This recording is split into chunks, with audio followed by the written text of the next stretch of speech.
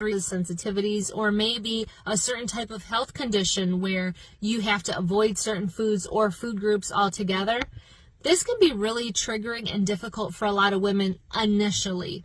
And I want to kind of offer you a reframe around this. If this is you, if you've recently been told or discovered this about yourself and foods and food groups and all of that, this is really going to help you to work through this, because I went through this 18 years ago. So my oldest is 18, and when I had him, I was breastfeeding him. I breastfed all my kids, and a couple of days after we got home from the hospital, he started just vomiting like crazy, like projectile vomiting.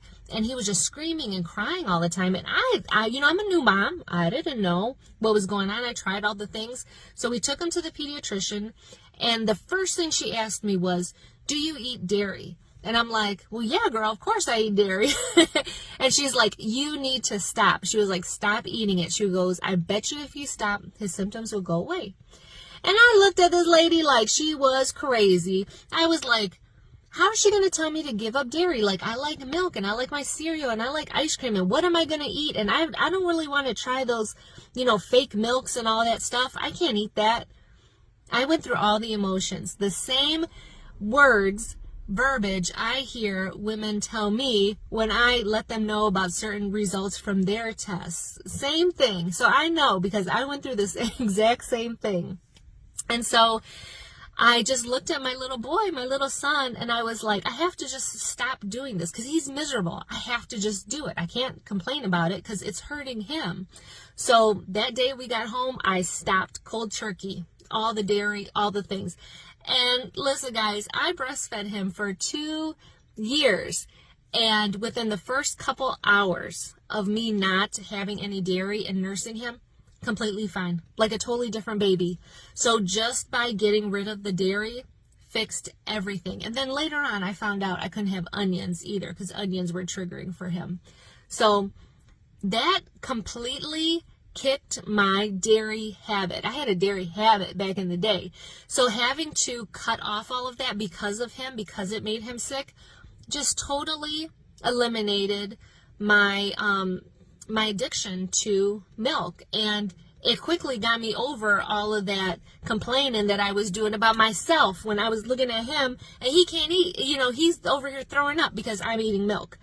So it really made me just flip how I was thinking about things. And I just looked at him and I was like, I can't put him through this. Like, of course I can give up milk. Like, I'm going to be fine. There's all kinds of other things I can eat besides milk. Like, we'll be all right.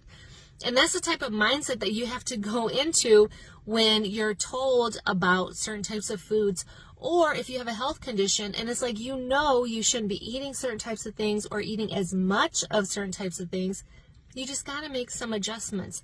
And knowing the bigger reason why behind it and having a very powerful why is always going to push you through it. So my son was my why back in the day for just getting rid of dairy, because it actually was really beneficial for me because I had other health problems too. And so just getting rid of milk, even to this day, I don't drink milk. Sometimes I drink it in my coffee, like a little bit, but I don't sit there and drink like cups of milk like I used to do back in the day. I don't do that anymore. So it really just got rid of my whole thing about milk because of him. And one thing that I've kind of learned and how I've kind of evolved since then and grown as a woman, as a person since then is, back then I really used my son, my child, as the reason why. And it was just for something as like milk, like dairy. But I had so many other health problems. I was very sick, very overweight, high blood pressure, pre-diabetic, all kinds of things. Achy joints and shit, and my knees hurting, and I was a mess. And I was like in my early 20s, early 30s even. I was just a mess.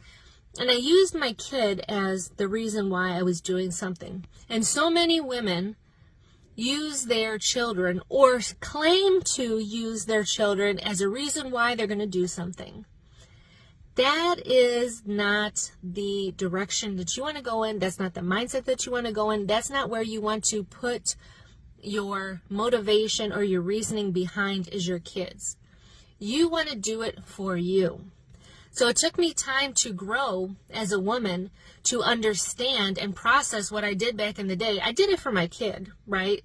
But there were so many other physical changes that I needed to undergo, mental, spiritual, all the things, emotional. I had to go through for myself. Not for my kid, not for my husband, not for my mom, not for my dad, not for my sister, not for anybody else, but for me.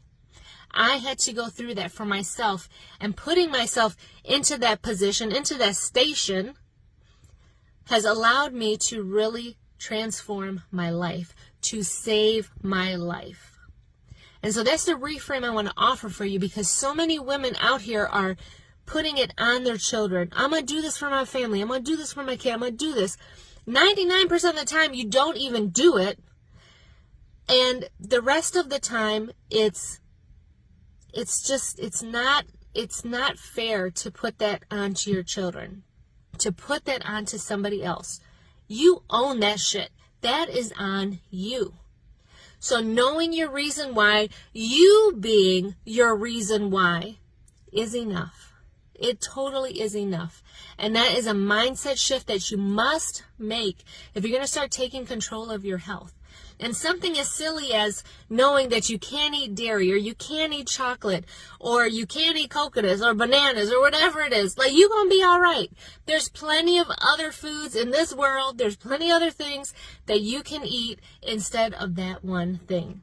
Or if it's a group of things, there are plenty of other things that you can do. Plenty of other ways to get your nutrition, honey. Plenty of other things. So I want you to consider that mindset shift, that reframe around your why you're doing things. When you hear news, you know you got to do something about your health. Why are you doing it? And you should be the reason why. You are enough. You are the reason why. All right, guys, love you. Take care.